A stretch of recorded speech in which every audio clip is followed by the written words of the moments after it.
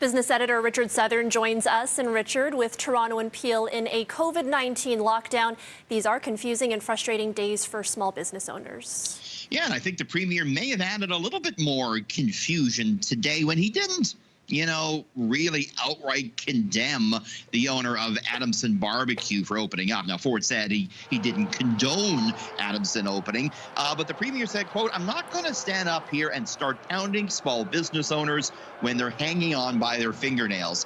So he didn't exactly call the Adamson owner, Erica, a yahoo, like he has other people in the province who have skirted the COVID rules. And that left some businesses scratching their head about what exactly the rules are. I talked to Ryan Malla from the Canadian Federation of Independent Business today. What happened then?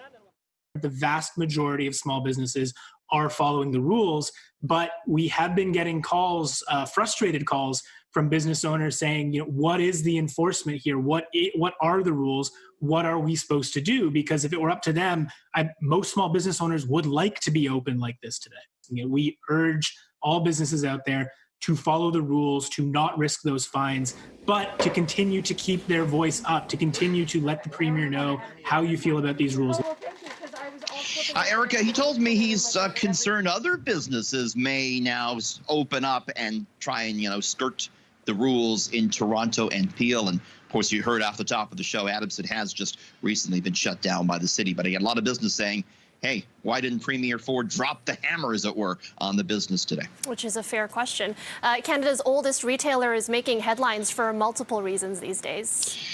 Yeah, the Bay, where all sorts of talk about it yesterday, right? When it opened its Queen Street location, even with the lockdown, and the Bay said yesterday, listen, we're selling groceries in this Queen Street store. That's why we can open. And it turned out that there was a Pusateri's in the basement of that store that was selling some small amount of dry goods. Anyways, the province came out late last night and said, no, you can't open. You have to have a full grocery component, whatever that means, to open. So the Bay on Queen Street closed today. But, it really focused more attention on this company, this 300-year-old company, and its financial woes. Over the weekend, Erica, the Bay had to close its store in Coquitlam, British Columbia, because it didn't pay rent. The landlord literally locked the doors. And Oxford Properties is in the middle of suing the Bay for $2.29 million for unpaid rent at other of its stores. So renewed questions in the wake of what happened yesterday about just how solvent the Bay is. Something we're going to keep an eye on.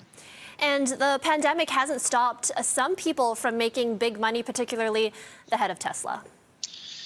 Yeah, it's really become during the pandemic. And the world, Erica, has a new second richest person.